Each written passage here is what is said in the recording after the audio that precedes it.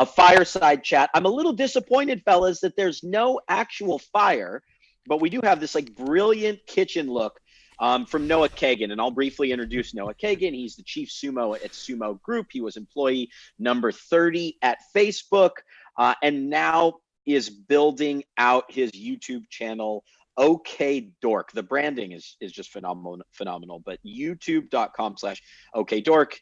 And Aaron Ross joining us as well, the author of the bestseller Predictable Revenue. We can tell who the serious one in the room is, clearly, right, Noah? I would say Aaron, because he's got a lot of tattoos. Right. That made me serious. What can we expect in this fireside chat for the next 40 minutes, and then I'm going to get out of the way. There's basically two to three things I'm really looking to talk to Aaron about is creativity through limitations, which is what a lot of people are facing right now, and exact things around that. Secondly, I do want to highlight some of his family life. I think a lot of us have, families or parents or spouses, and how we're working about that with our lives. And then most importantly, not even most importantly, in the third part is sales. So if you're running remote, if you're starting a remote business, I'm really going to focus really hard on like getting the first salesperson and then getting the first sales customer, and what a lot of people can do if they're just getting started out. Awesome. We're really looking forward to this conversation between you two. I'll let you take it away. And hey, if you're in the audience, please ask questions. That's the point of this, right? Like Noah will only be selecting great questions, but please ask questions and engage with Noah and Aaron. It's all about you guys in this. So sure. Aaron, Noah, take it away, gentlemen. All right, thanks. Thank you, Denny Page. Thank you, Liam, Natasha, Time Docker, Running Remote for having us. Really appreciate you guys. One of the things I love to do, I get really excited about it. Where are you in the world that you are tuning in for this? Because it's so amazing that remote work is everywhere. I don't know about you, Aaron. My mom is always like, Noah, hold on. There's people in Italy that buy from you. I don't understand this. I know, it's kind of crazy. Well, I don't know. If you, his AppSumo, which is that your main company? And you've done 20, how many companies? 25 companies in 20 years? No. I've started 25 businesses over 20 years, but only really one of them, which is AppSumo.com, which is the #1 site online for software deals, has actually finally done well. So again, talk about someone who's learned how to weave and dodge through all the dips and turns and changes in the world and businesses. But have you been remote for years, or is this something new for you? Yeah, thanks for. I thought I'm interviewing you, but we'll interview each other. I was a mutual interview. I've been going back and forth over the remote, because when you have an office, it's nice. You can like talk and things like that. I think everyone needs to figure out what's their ideal work environment, and every company needs to figure out what structure is. So right now we're hybrid. So we do have an office in Austin, Texas. The majority of people don't seem to want to go back. I was a little surprised by that, because we had resistance for a while. I was like, let's come remote. Let's go to remote. And people were like, nah. But now it seems like people are like, wow, I can not have a commute. I can eat at home easier. I can get more things done. I can have peace. I don't feel like I'm on the clock. Yep. I can hide in a good way. Not necessarily. I know. Well, so by our business, we had about 55 people or so, in mostly North America. I'm the one outlier. I'm in the UK now, moved with the family here. We were not remote. I was the only person remote for like 10 years or whatever long. And everyone else is either in basically Vancouver or Cancun offices. And then of course we went remote. We were like, hey, we're going to stay this way. And at some point probably have some sort of hybrid. But yeah, I was a skeptic having a remote business, but now I'm a believer. I mean, it doesn't solve everything, but the advantages have been. So I think, that's why I wasn't sure if this is a recent thing for you. If you had any changes. Recent. I think the one biggest epiphany I had about that was that once I moved to Austin, Texas about 10 years ago, and there's people, Aaron, there's people from all over the world. We have someone from Ghana, Katarina's in Portugal, Lance is in Piedmont, Amsterdam. Wow, it's one of my favorite places. Shiori's in Los Angeles, man, all over the world. If people can comment, are you guys starting businesses? Are you trying to start a remote business? Are you an employee or teammate is what I like to call them? Are you running one? But the epiphany I had, and I don't know if it sounds like you had this as well, Aaron, is that the best people in the world aren't in Austin, Texas.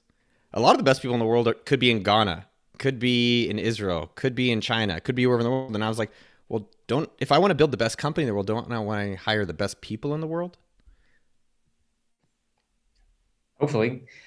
Well, one of the things, okay, so let's talk about sales. Now, you mentioned like family life, because, fun fact, we have 9 kids. I have 9 kids. But going to that, like one of the things I've struggled with in the past is the knowledge of how challenging it can be to onboard a new salesperson. Not even so much hiring, but mostly onboarding. And I know probably different roles and professions. I'm not exactly sure between engineers and HR and marketing, but with salespeople, because a lot of that knowledge, I mean, you can write things down, but so much of the learning of a new salesperson comes from hallway conversations and listening to people talk and like being around others. And especially if you have thought about creating or have the junior kinds of jobs, usually called SDRs, sales development reps. They tend to be junior salesperson who respond to kind of inbound leads or do outbound prospecting. And when you're hiring someone who hasn't done sales before, it's different if you're hiring someone who's done sales and they're experienced and they've worked remotely and they've kind of got all that. But junior people who haven't worked remotely, haven't done sales, and to get them onboarded and trained to be effective is risky. But I'm sure it can be done. We're doing it. So that was one of my main resistances against going remote when you have salespeople for our company and for others. Well, for sales and things like that specifically, like at the AppSumo team, I think we have a team of around 10 now on the sales team, which is about half give or take are SDRs, which is people who go out and kind of do the first line of attack. And then there's the account executives, which is like after they've kind of vetted that the people want to do a deal on AppSumo, they'll kind of close the deals. And I guess one of the things I'm curious is that for the people that are watching in the chat, what is the questions around sales or scaling? More importantly, like what is the sale? Like you want to scale your business. That's what you're really trying to accomplish. So what is it, the kind of questions around sales or remote that people are starting? The thing that I was curious about for myself, Aaron, is that if I wanted to get better at sales today, what are some challenges or practices that I can do just to get started, to start selling and you get more comfortable selling and start becoming good at it? Because that's what I've noticed hold a lot of people back in just even getting a business started. Yeah. Well, let's assume, and I'm not sure if you're watching the chat to see how many employees versus owners. But let's assume you start with an entrepreneur, or maybe you're an employee and you want to learn to sell. Because by the way, I would, first of all, I'd encourage everyone to embrace the idea that sales is a life skill. Like you can't accomplish anything in life proactively unless you know how to sell yourself or an idea or a product. Whether you want to start a nonprofit, whether you want to start a business, whether you want to get a promotion, like learning sales is a life skill.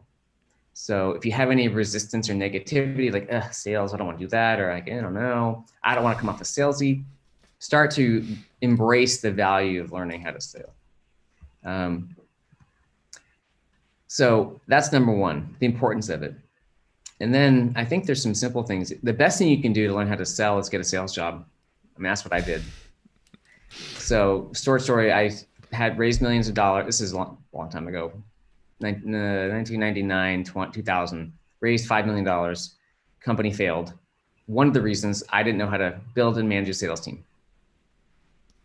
So I'm like, if I want to start another company and have it make money, because sales helps you make money, in which companies need money to survive, then I need to learn how to sell. What better than to get a sales job at salesforce.com?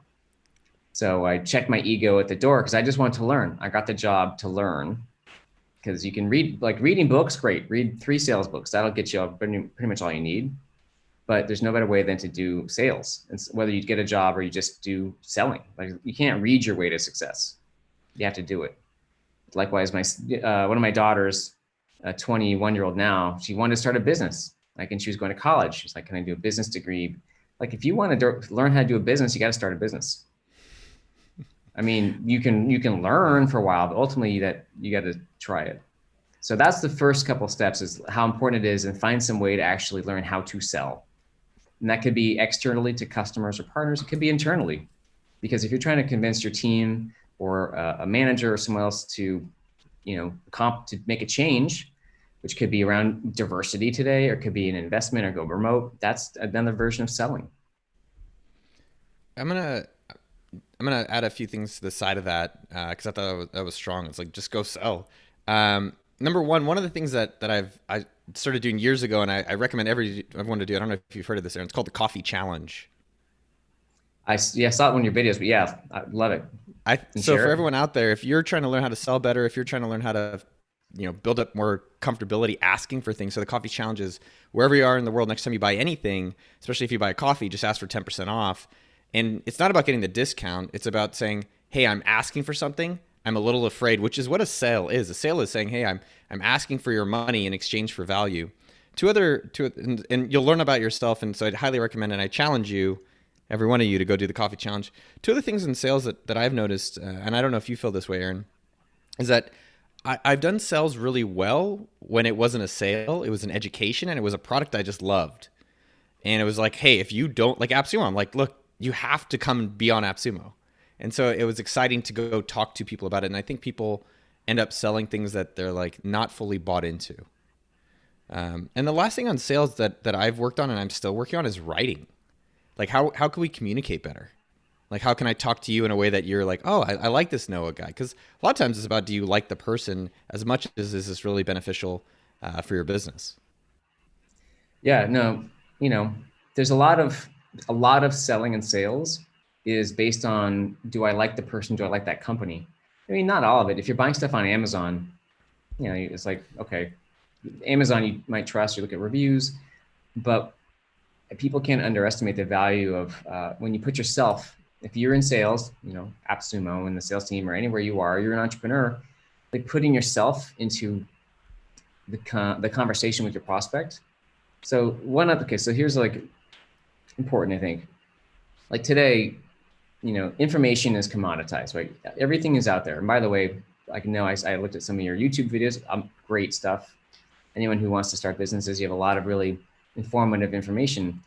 And so do I. A lot of this is not new. Like you can find different versions of all this information anywhere in the world. And by the way, a lot of it's probably 100 years old. There's always new details, but what always stands out is more of this information's out there. And there's plenty of great information. Is that one thing always stands out is the person behind the information, their unique genius, their voice, their style. Do they like to do it over video, over audio, written? And whenever you, as an entrepreneur or person or salesperson, can kind of embrace your own unique style and put yourself, like the most underused marketing resource in companies is the personality and presence and voice of the founders. They often hide behind, not hide, but they're often either shy, busy. They don't put themselves into their own marketing, and they should, because people stand out rather than just logos and words. That's a really great point. I really agree with that. People are asking some of the questions about, does AppSumo remote? Yes, we went from pretty much, AppSumo was probably around 60% in person about a year ago, and now it's probably around 90% remote. And so, Aaron, it sounds like your team now is mostly remote. All for now. At some point, I think we expect we'd have some in-person get-togethers in different ways. Actually, Liam from Time Doctor, who's been remote for a long time, something he said stuck with myself and my co-CEO Colin around. There's a lot of salespeople. The first month, they fly them, to be together with someone else in person for a month. I might be messing, but the gist of it is they're in person the first month or so to get off the ground, and then they go back to being remote, just for that to get them started, because it is challenging. But there's no one way to do it. But yeah.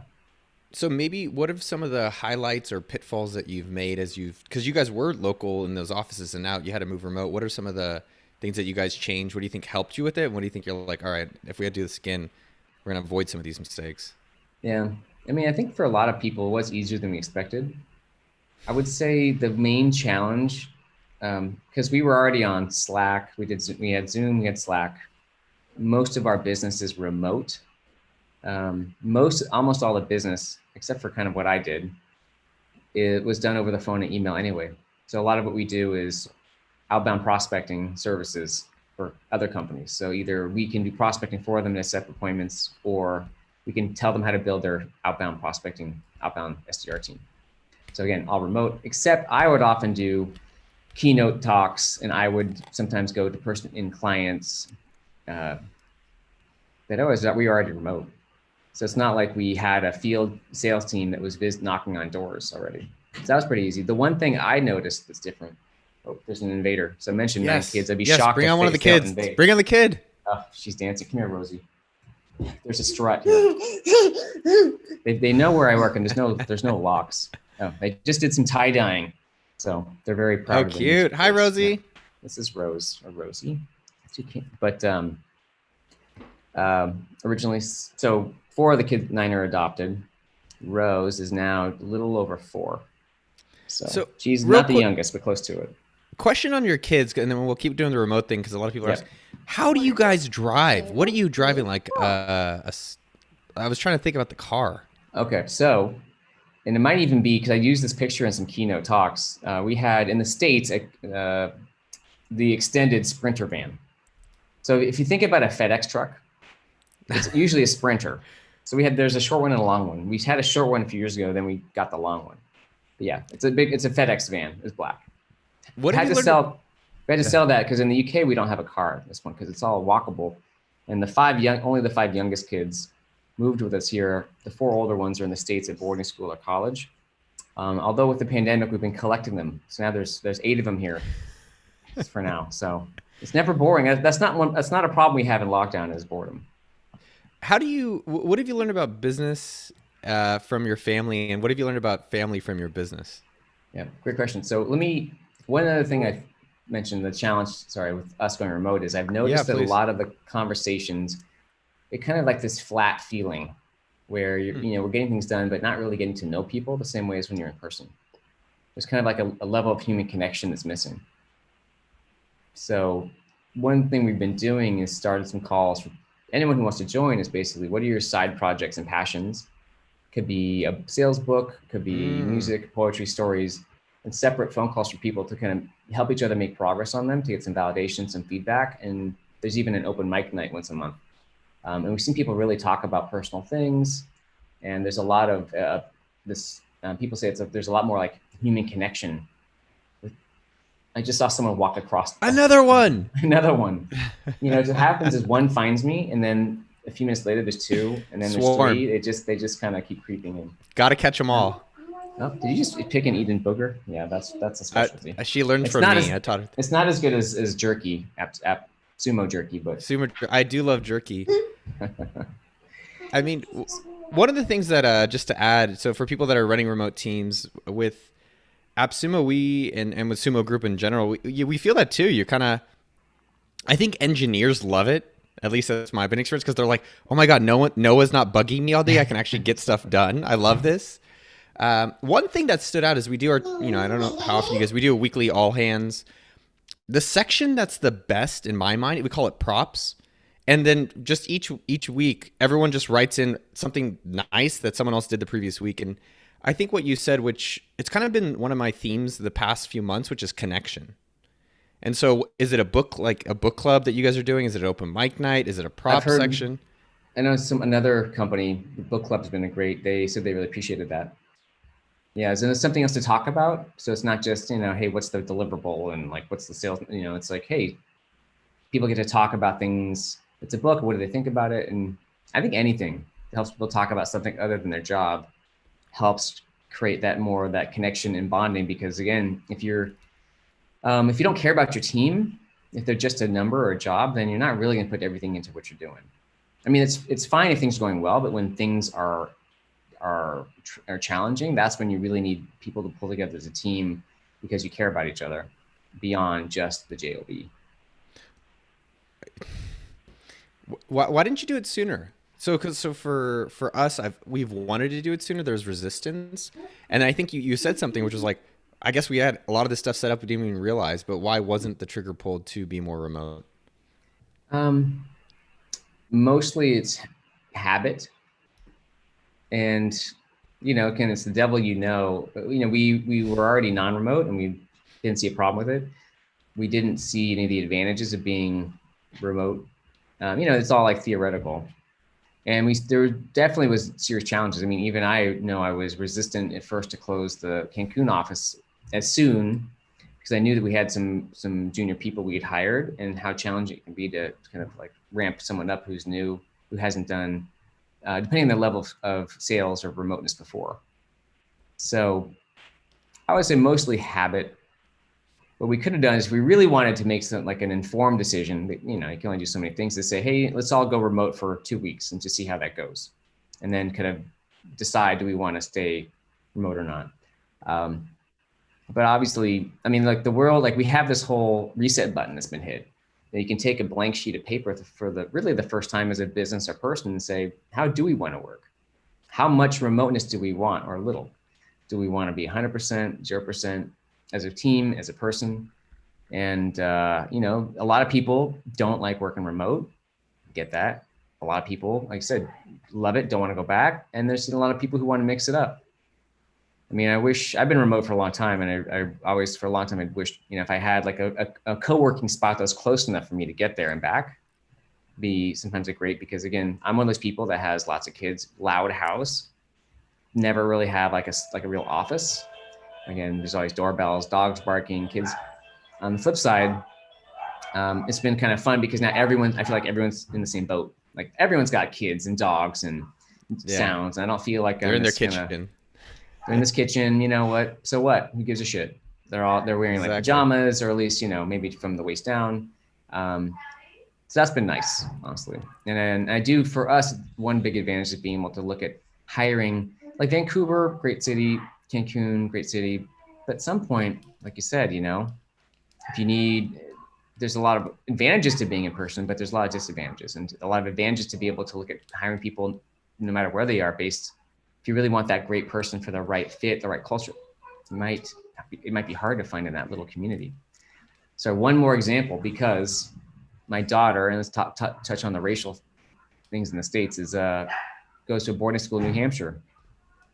It's a little bit different there, but you know, of course, New Hampshire and all the teachers are white. No shocker. I mean, it's a very, of course, Caucasian state. And I think a lot of the students, she said, are really challenging the school because they don't have any diversity in the teaching, in the staff or teachers.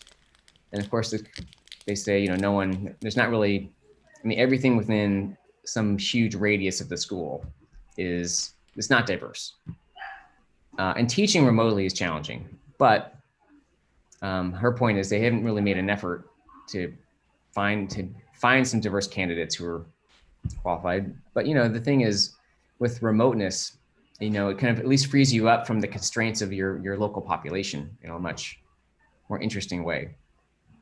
So I want to pull in a few of the audience questions kind of to related to the areas that we're talking about. And does your daughter go to Exeter, or which? No, it's called Proctor Academy. It's in Andover, New Hampshire. I'm like so fascinated with like boarding schools, like Harry Potter and all that stuff. I always think it's so interesting. So some of the audience questions, which I thought were really great as well, I want to pull in a few. One question is how to get over rejection faster.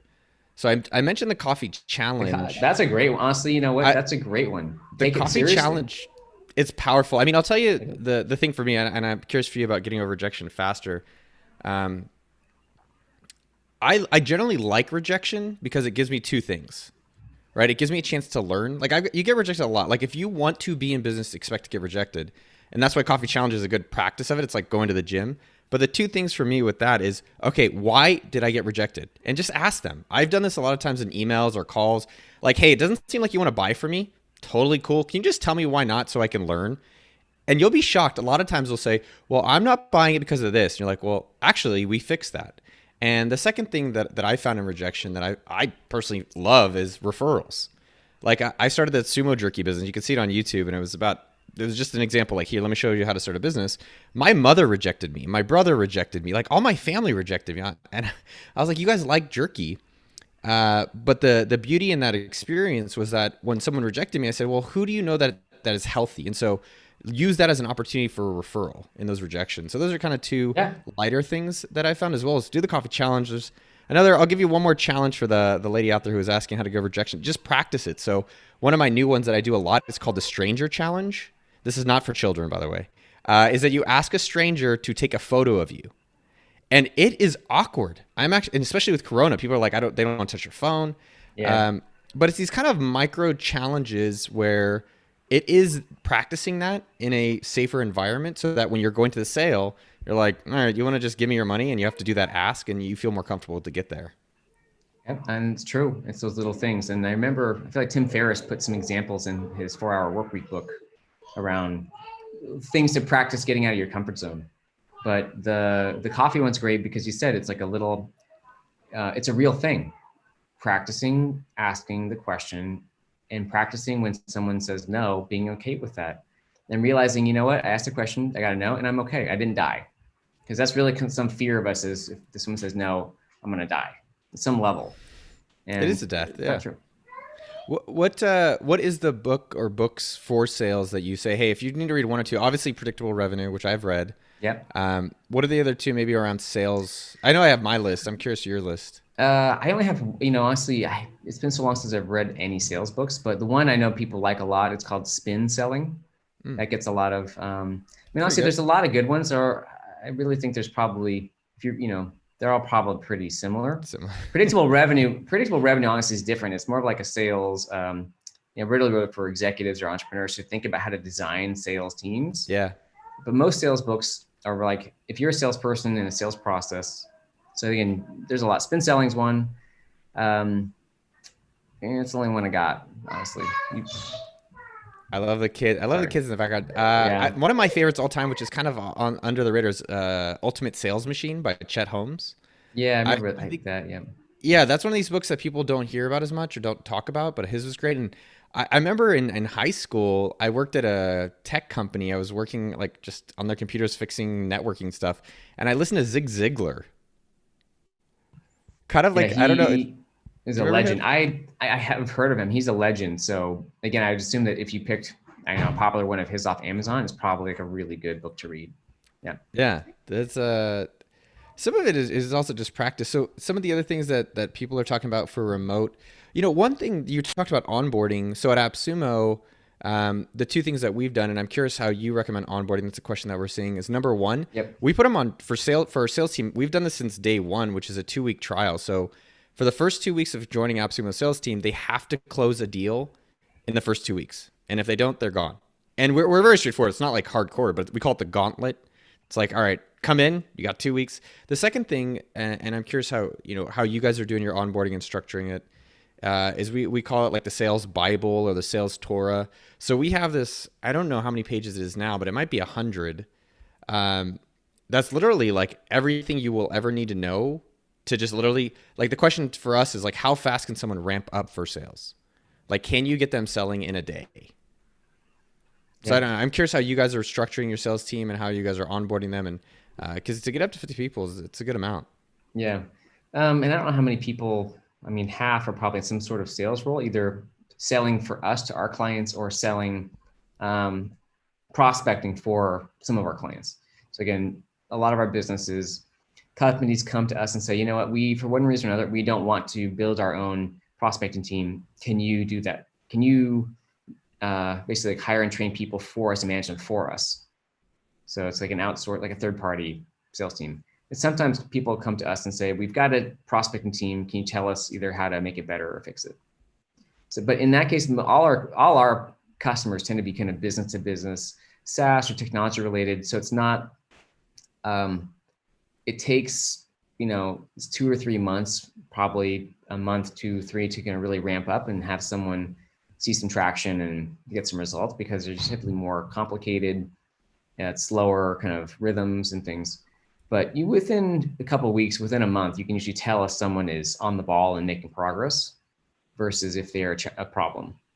So again, a lot of this is you're looking for early signals as to the fit, whether it's cultural or capability. And in some businesses, you're right, there might be a chance. If you're in a very fast sales cycle or like lead gen cycle, within a day, you should be able to see something happen. But yeah, 2 weeks for a lot of companies, and for you, if it's a sale within 2 weeks, it's like basically it's a specific goal and you can see how well they do. And for other people, it's a bit harder to put that kind of clarity in it. So I think you got to adapt it to your business.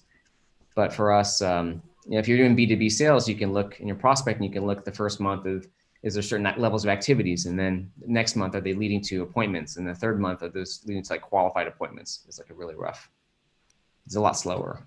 Who that gets you market. excited? My wife. That's about it. So, okay, actually, sorry. I know there's a really interesting opportunity like Brazil. You mentioned that. There's a guy there who's building a portfolio of companies or acquiring SaaS companies, and and I'm talking about being more active there, and we have a team down there actually. So that's really exciting. It's an opportunity to like make an impact and help people. But in terms of people, I don't know. My wife, really. What is it about your wife? She obviously best friend, been married for 9 years.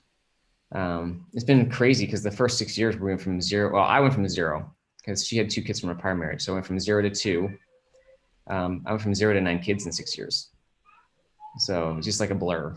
And that's a separate book someday, maybe hyperscaling a family. But it's kind of like we are real partners in a lot of ways, and she's just the most interesting person I know. So that's amazing. What guides you in your decisions in personal and business? Like, do you have set values that you're saying, hey, we always choose this? Because moving to Edinburgh, or like you opened offices in kind of pretty unique places. Yeah, well, at the predictable revenue, so predictablerevenue.com is like the main company. That's the 55 people. It's about a $5 or $6 million business. Nice. There's definitely like cultural values, and that we are finally documenting. It's taken years to kind of learn how to like define the culture and document it and change it. And I think that for one of the learnings is most things in life it's like years of preparation. And there could be like a success quickly, but it's just years of preparation and evolution to find your own way. But for us as a family, and for me, I feel like I'm in a lot of ways, very, gut driven or intuitive driven. Does something feel right? I mean, I know I can look logically at things, and I can definitely operate that way. I'm an engineer by nature. And I think as I get older, there's a lot of things that just because it feels right, and that's the right thing to do. So, even point out the diversity, in our company. I know we want to do more around diversity inside the company at different levels. And I think there's some people at the company who kind of need to say, what are the benefits of that, and have it listed out. I get that. And for me, I just know it's the right thing. Moving here to Edinburgh was just the right thing for the family. So a lot of it is like just practicing. It's like feeling. It's like the gut feeling and tuning into when, like, I think trusting over time. I've seen it work out where you can do the benefits. Like if I had sat down with my wife and said, what are the benefits and cons of moving to Scotland? And, the cons are it's incredibly expensive. The time was crazy. The complexity was crazy. The changing of all the kids' lives and schools. And the benefits were, we want to have a better place to grow the family up in, which versus Los Angeles, which is great. There's lots of things to love about LA. Just, you have to get in a car though every time. And anyway, we knew it wasn't for us long-term.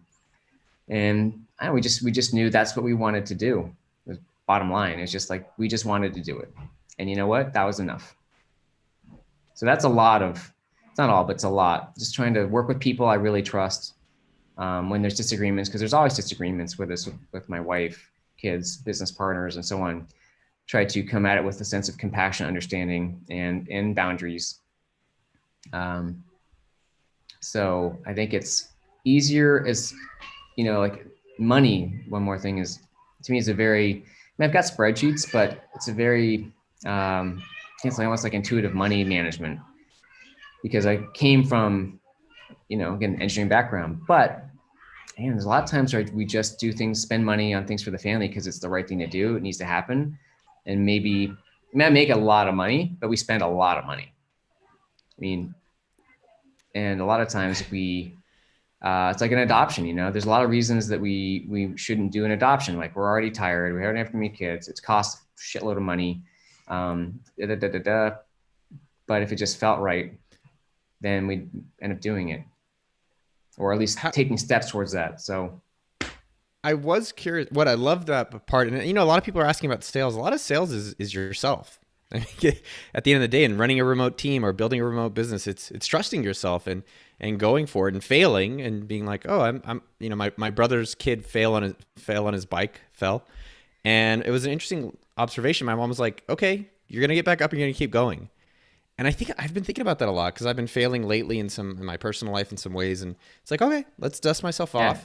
And Newly it single, applies, right? yeah, I'm recently single, which has been harder than I expected. It's very confronting sometimes when you, we as people use a lot of activities and things, whether it's work, sex, drugs, so Netflix, to distract ourselves from sometimes ourselves. And relationships are a great way. I feel like, you know, I don't know. So for me, just finding my wife and going through all this and having kids has really been the most accelerated personal growth program ever. So I don't know what it's like for you, but it was, yeah, been interesting seeing all my more truth of myself, things that I hadn't looked at before. That's powerful. It's something I'm going into. A few questions around that. For people like myself who don't have kids yet, but we have people on our team who have kids, how can how can companies do better for that? You know, I think if people have young kids, if you're a manager, I mean, I think it's really hard to understand how challenging kids can be. You know, because you can't, like, there's just shit happens, you know, like there's emergencies, could be emotional emergency for an older one who had, you know, something happens, or maybe like a kid hurts themselves. Like sometimes stuff happens and you just got to take care of the kid, and the conference call has to wait, or the project has to be late, or just being a little more flexible with the, you know, kind of when people need to show up and how.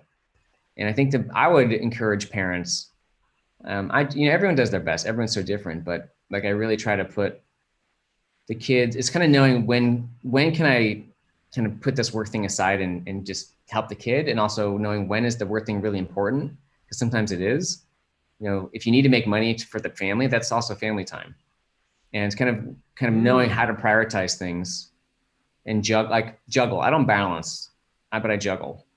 And through practice. I mean, I've had a lot of practice over the years. I don't know if I'm saying I'm good at it, but I'm better than I was. Things are always changing.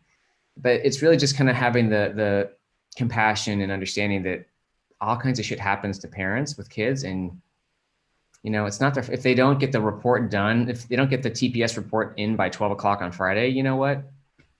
Is it really that big a deal?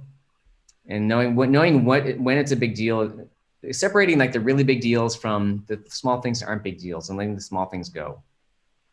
Parents, I think too, like that is helpful. Other things too, if you know anyone with kids, go try babysitting sometime. Not for 2 hours, but for like 18 hours, and then put yourself in the parent's shoes and have a little compassion for them. That's a great point. We have about 2 minutes left. Final two questions. I was just curious, what is your monthly bill like with all these kids? Okay, so COVID is all crazy, but before COVID, it was often in the realm of, it's not even after tax, probably like $60,000 a month. Yeah. Wow. Yeah. And then that's bonkers. So that's motivation to work. Yeah, it is. That's why do you think I had to make a lot more money? I didn't have an option. I think that's sometimes a helpful thing to only have a plan A. And the last thing is you have a unicorn tattoo. Can you share that and tell the story about your unicorn tattoo? So, you know, I don't know if you can really see. So unicorn, you know, the family, we love things like, there's certain themes our family loves. We love like fairy tales, and we love superheroes and circus, and, you know, and the unicorns and dragons. So I have a dragon on my right arm. Can't really see it very well, but you know, I like tattoos. My wife likes tattoos. And at some point I just really, again, felt like I really wanted one on my arm. I got the dragon first and just wanted it. And then I just at some point I just felt like this location, and I wanted a unicorn. Turns out it's actually the Scottish unicorn. So it's from Holyrood Palace here. My wife had gotten a picture. And it wasn't anything related to tech. It was more like in our family, people love unicorns, and like the kids love unicorns. And we have a 5-year-old Darcy who's like all unicorn all the time. So it's really more of like family symbols, honestly. So I don't really give a shit around the tech unicorns. So All right. Well, we are over time, but that is Aaron Ross, predictablerevenue.com. You're great, man. I hope someday I get to see you in Scotland. Yeah. Yeah. Someday. And again, I got one of our head coaches is in Austin, so we'll see. But yeah, Come it'd be on. great to get to meet more people in person someday. Soon. It'll happen in 2 or 3 years. Don't worry.